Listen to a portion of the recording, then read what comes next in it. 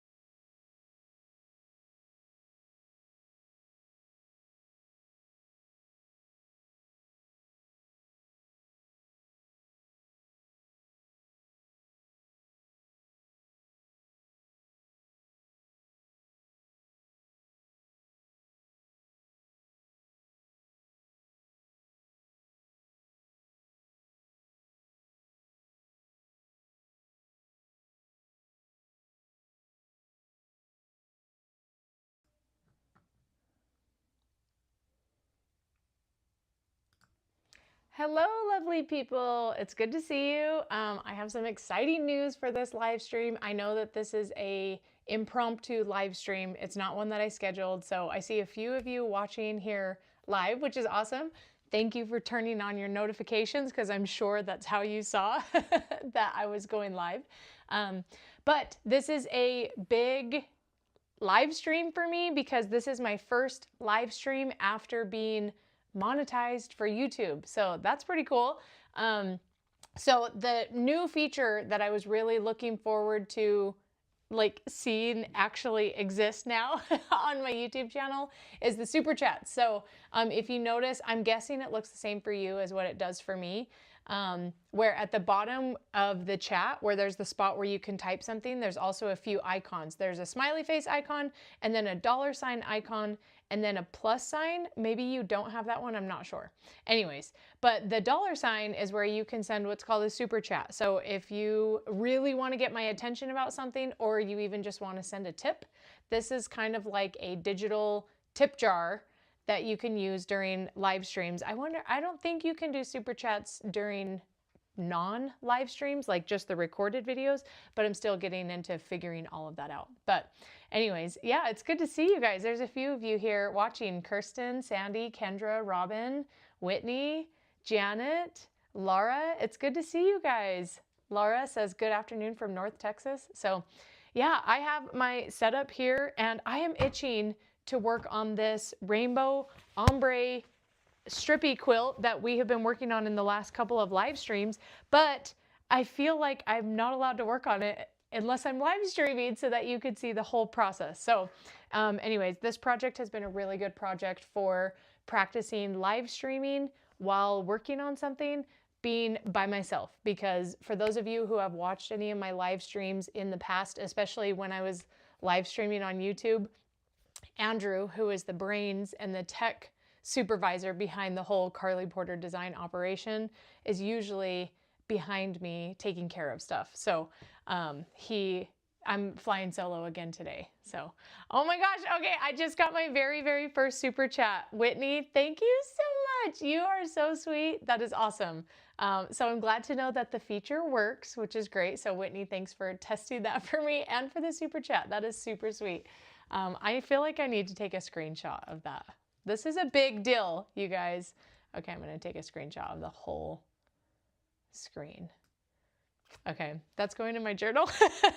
I also got a screenshot this morning of like my notification from YouTube saying that I am officially monetized. So I don't know. This is exciting for me. This is a big step in my like professional journey as a content creator. So thank you for being here, Whitney. Thank you so much for the super chat.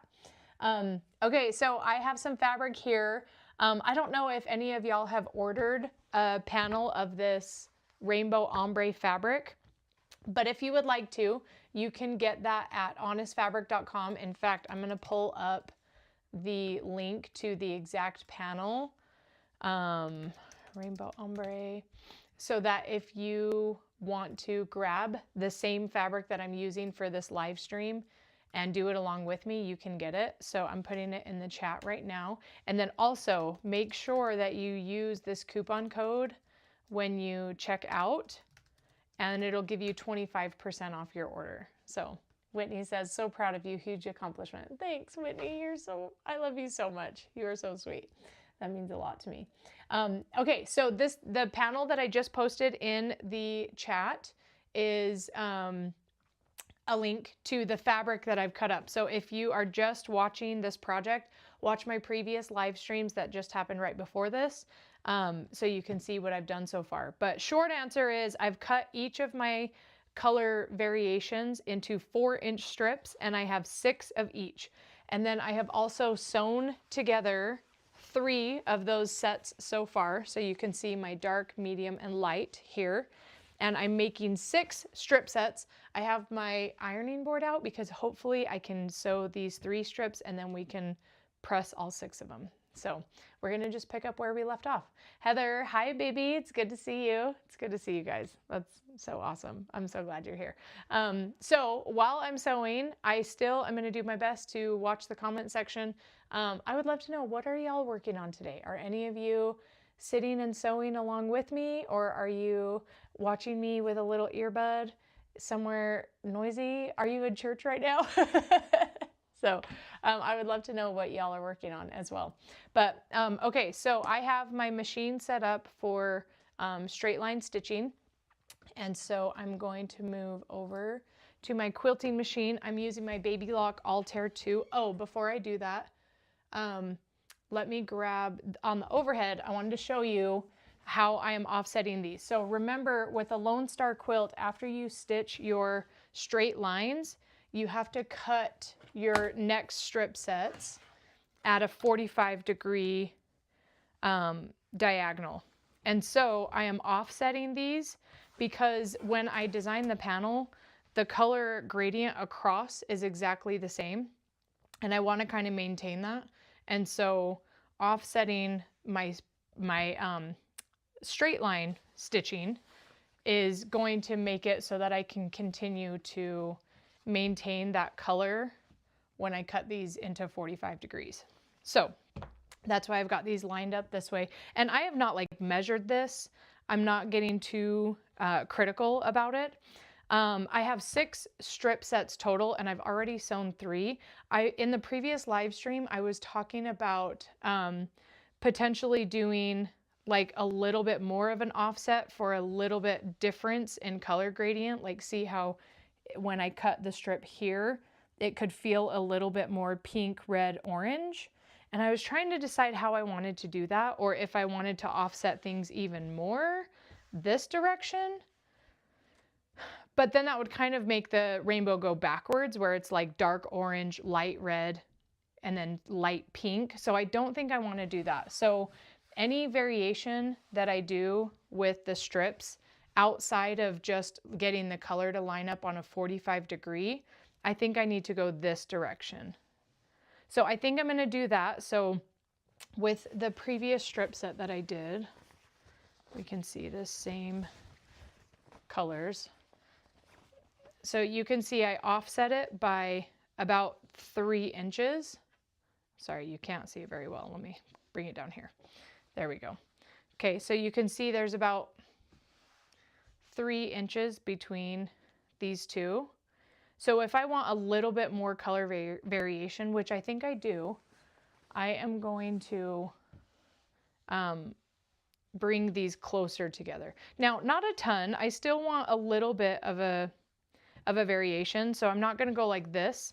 If I lined these up, then I'm going to get less strip sets, because when I go to cut my 45-degree angle, so I've like lined up my 45 right here. Oh, sorry, there's a glare right there. But when I cut these, that means all of this fabric is going to get wasted. And I didn't want that to happen. That's originally why I decided to offset these by as much as I did, because then when I cut my first 45 strip, it's just going to be a few like inches of each one cut off. So I don't want to waste a ton. I don't know like what that is about me. Like I'm trying with this panel of fabric. The idea is that I'm trying to get as many of those, like, let me show you. So this is kind of the goal. Our diamonds will be bigger because these are 2.5 inch strips and I'm doing 4-inch strips. But the idea is I want to be able to get as many of these as possible so that when I'm arranging the full Lone Star, I have as much bandwidth as I want. Like what I don't want is to, because it goes in multiples of 8, the way that a Lone Star is laid out.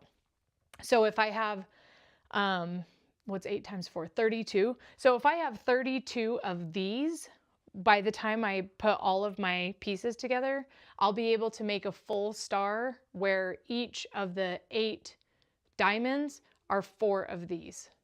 Okay. So the more of the like strip sets that I can get, like just this strip together, which is what I'm making now, the better, because that means I'll be able to make as many as possible. So when I am piecing these, I want to, that's why I staggered them, also because it would maintain the rainbow variation, but I didn't want to have, you know, this much fabric that I wouldn't be able to cut and use. So even if I stagger these a little more in order to get the color variation, I still have to cut off about this much. So that's something to think about when I'm using this panel. Do I want to try to get as many strips as possible and really stagger these as far as I can, like I did with the first sets of 3? And that would be okay too. Honestly, that wouldn't be the worst thing in the world. So the lining up of each of these strips does not have to be like measured precisely and perfectly. I will have selvage on both sides, so I'm okay with recognizing that.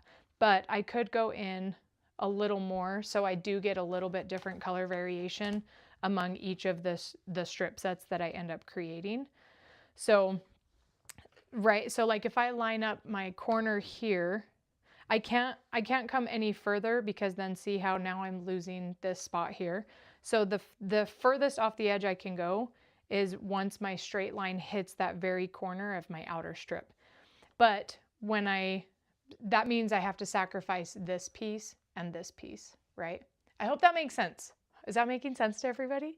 Oh, Norma says, congratulations on YouTube. Well deserved. Thanks. You guys are so sweet. I'm so glad you're here. Thank you for being here. It helps a ton. So thank you for the super chat, Whitney. That was so super sweet. Okay, so let's see. I think I'm good with this. Although now that I'm doing the second strips of 3, I am getting paranoid that like what happens if I use this whole panel and I don't end up with 32 of my diamond sets. I would be really sad. That would mean I would have to either sacrifice an entire row of the like diamonds sections, or I would need to order another panel and do the same thing all over again to give myself more diamonds, which I could do. That's the nice thing about custom printed fabric, is that it's printed. So we can print it again and it's going to look exactly the same. It's going to be printed from the exact same file. So that could be okay too. So really, I'm kind of overthinking how far I stagger these right now. As long as I cut my 45-degree angles when I'm done, everything is going to be fine. So I am going to, let's just say even for this next set of 3, I'm just going to stagger them a little less than I was doing before. And let's see how that would line up. So I'm looking at this corner down here. Okay, and that's not too much of a sacrifice, but it is more of a sacrifice than my previous strips where I staggered them even more. So, okay, and again, like I'm not pinning these in place before I sew them. I'm literally just flipping it over, and then I'm gonna pinch it with my finger and take it straight to my sewing machine and start sewing it. So, okay, so I have my 1/4 inch seam allowance set up. So we're gonna take this over to the quilting machine. Hi, Kathy from London. It's good to see you guys. I would love to know, for those of you who are not in the United States, what time is it in your time zone? Because I'm still, I mean, I know I could just do the math on time zones, but I am curious about like the most optimal times of the day for live streaming so that as many people as possible can make it. So let me know where you are watching from and what time it is where you are. I know we've got some Texans in the chat right now. And I think Kirsten from Germany is watching. And Kathy from the UK. Karen from Michigan. Janet from Ontario, 1:32. Okay, so you are 2 hours ahead of me in Ontario. Good to know. I've been talking to Andrew about this quite a bit, about how to get more organized in my schedule with live streaming, because I do know that one thing that will make live streaming much more accessible and beneficial for me is if I can get on a schedule so that people know when to expect for me to be going live. So just know that that is something in the future that I am planning to be more mindful of, so that I can kind of try to accommodate as many people as possible, while also accommodating my own schedule with my kids. And I realize that like starting this in the summertime is probably the worst time to do it, just because you know, my kids are pretty young. I have a 9-year-old and a 5-year-old and a 3-year-old. And so my schedule as a mama is, it's required to be very flexible right now, especially in the summertime. But my 2 older kids will be in school full time in the fall, and my younger one will go to preschool a few days a week for a few hours a day. And so I'm thinking that those would be good times to really set aside some time so that people know. So yeah, but then I also didn't know if like Monday and Wednesday and Friday mornings from 9 to noon is optimal for many people. Like it might be just as unoptimal as when I do it at 7 p.m. and you know, half of the world is already asleep. So yeah, I don't know. I just got to figure that out. But the good thing about the live streams is that you can watch the replay and you can catch up on them, right? So I don't know. I'm really like feeling a little bit silly that I have slept on YouTube for so long. I've had my YouTube channel for more than 10 years now. And like my oldest video listed on YouTube is like literally like 11 years old. And it's a YouTube video of me doing graffiti quilting before I even had named it graffiti quilting.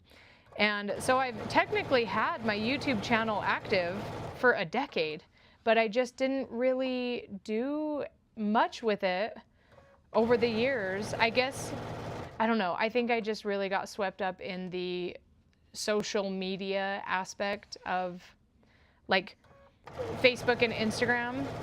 But I don't know about y'all, but I just kind of feel like Facebook and Instagram is becoming too fast for me. Like the content is too short form. Not that I'm still gonna do it. I'm still gonna have my Instagram account and my Facebook account and, you know, like post very short form videos. But I'm really, really struggling with there are a lot of artists and like content creators who will spend like 10 to 15 hours working on a project only to post a 3-minute like time-lapse video of it. And that is hard. It's hard for me. It's really, really hard for me because, I don't know, like I feel like that requires a lot of filtering out. And then it's also like this one shot to get engagement. You know, like I feel like we've all seen those like memes on Instagram where it's like, I spent 10 hours making this piece of art so that you could look at it for 7 seconds and maybe watch the whole 7-second video. And I'm like, that is so tiring, honestly. So I like the YouTube aspect because I feel like we can connect with each other better, you know, like it's a longer form and it feels more authentic to who I am. Like, also, you guys know I'm a very long-winded person. The fact that I can sit here and talk while making a quilt is like this. I am not the audience or the market for successful content creation on Instagram. Like naturally, the way it feels, like this feels very natural to me to be streaming and talking and working, and like sewing and having this awesome setup with the different camera angles where I can show you what I'm doing is really cool. And that's just not something that is easy to do on Instagram. And it's like people can just swipe and you're gone and they do not care. So I feel like YouTube is a good platform for people who really care about digging in deeper and going more in depth on things. And I find myself as a audience, as a viewer, I really enjoy long form content and YouTube allows for that. Whereas Instagram, I feel like if I scroll for a while, I just get fatigue. But like YouTube, I can put on a video and listen and watch while also like doing my own sewing or walking around my house or whatever. And it's really nice. So hello, Sue from Iowa, 12:30, Germany, 7:30. Okay, awesome. So I'm guessing Germany is 7:30 p.m. Yeah, because Germany's ahead of us in the east.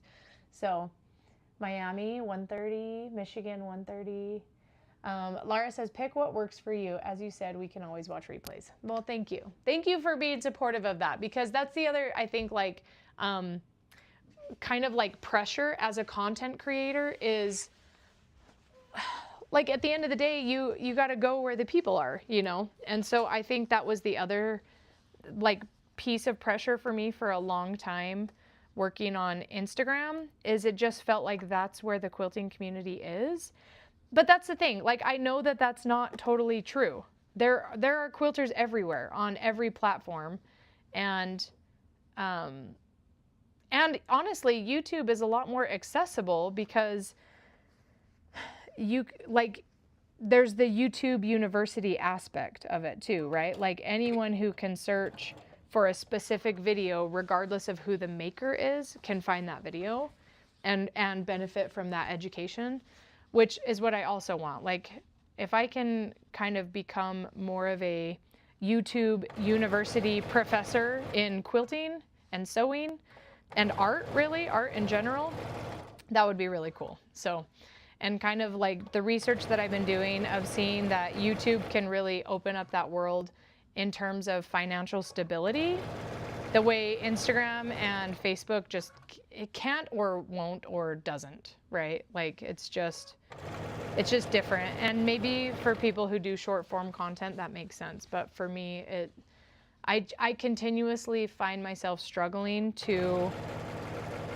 like chop off what I'm trying to say or what I'm trying to show to cater to very, very short attention spans. And so I'm just kind of learning about myself a lot in this process of like how I want to show up in the sewing and quilting community and what that looks like. And honestly, a really important aspect about it is sustainability, right? Because I think that's the key of what I'm feeling is I can show up on Instagram and I can make reels and I can post on stories every day, but it's just not sustainable to do it every single day and like show up with that same level. And even then, it's not financially sustainable because I'm spending time out of my day to make content that's totally just free. And so it's really hard to like recapture the investment on making content on Instagram and Facebook. Whereas YouTube, now that I'm monetized, I'm really hoping, whoops, sorry about that. I clicked the wrong one. I'm really hoping that now that I'm monetized on YouTube, I can like actually see some financial stability. So the super chats is an awesome one. So think of this as like digital street performance. If you like what you see and you benefit from it and you want to throw a super chat out for a few bucks, then that's awesome and totally appreciated. So yeah. Anyways, okay, that's my spiel on that, I guess. Let's see. Karen says, I don't know how to use Instagram. And it like changes. It's changing so often that it's harder and harder to use effectively. It's, yeah, you don't need to learn how to, honestly, if you can live your life without having to need Instagram, I'm jealous of you. Like, that's how I feel. I feel like if I was not a professional who needed to like perform, I would not have social media, or I would have way less social media. Kendra says, the most important is that you are putting out the education to help others. Do not stress yourself out. Thank you. I appreciate that. And comments like that really help me to remember, yeah, that I don't have to stress out. And I think that's the other thing too, is I feel like I was starting to get a little jaded with social media in general about putting out so much free content and getting stressed out about it, only for people to like scoff at it or be annoyed by it, when it's like, literally, this is me working for free, you know? So, do you love your altar? I think it's amazing. What do you do to set up so the edge of the foot is your 1/4 inch seam allowance? Hi from Florida. Hello, behind the thread. I love my altar too. So, I got this about almost 2 years ago, I think. I love it because I can do all of my piecing as well as tons of machine embroidery. I can do like an 11 by 17 hoop, gigantic. And then I can also do free motion quilting on it. So to get it set up for free motion quilting is so easy. All you do is change the foot to your, like it's the same foot that I use for machine embroidery. So it's like the bouncing one with the open toe. And then I just push the button and it's like, okay, girl, I got you. And then I can free motion quilt. So super, super easy. Put on the foot, push the button, go. I really love it a lot. Awesome. Okay, so let's get back to sewing here. Someone asked, what am I making? So I am making a Lone Star quilt, like a traditional Lone Star pattern, with custom printed rainbow ombre fabric. So when you make a Lone Star quilt, I know that Lone Star quilts are fairly fat quarter friendly, where you can make like each, you can make the set of diamonds using fat quarters.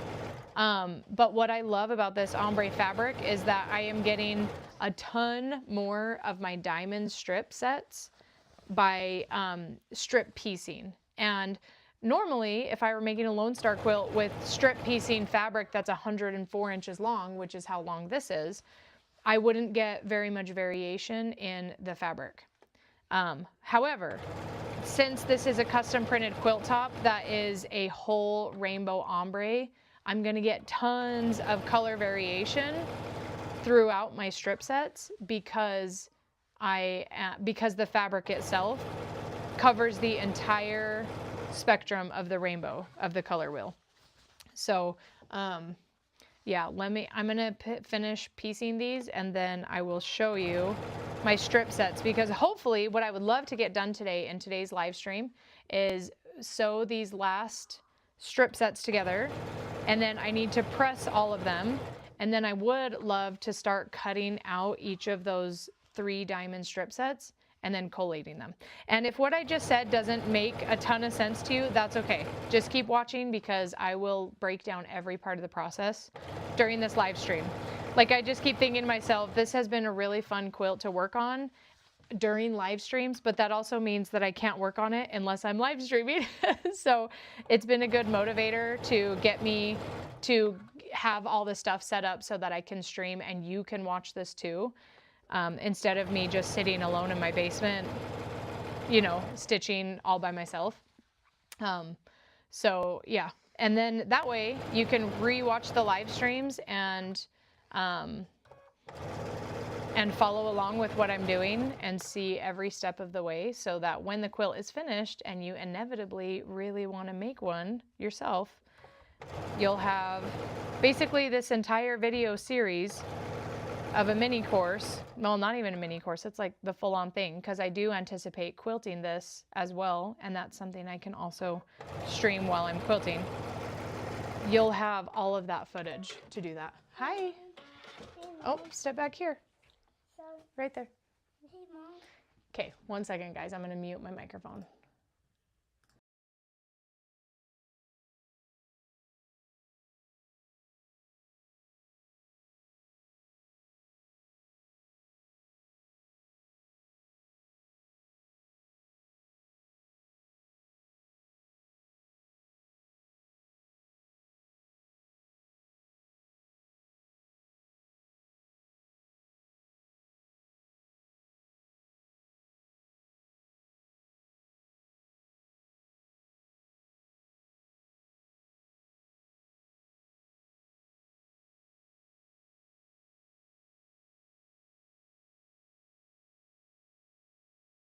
Okay, hi, I'm back. Sorry, I went to go talk to my kids really quick. And then I kicked my iron on the way back. Owie. Okay, I'm okay. Let's see, Heather says, random question. I'm going to be visiting Utah soon. I'm hoping to go to Cafe Rio. What should I order? Okay, y'all, let's take a poll. No, I'm just kidding. This is, okay, Cafe Rio is a delicious, delicious restaurant. In fact, Andrew and I just went there last night on our date.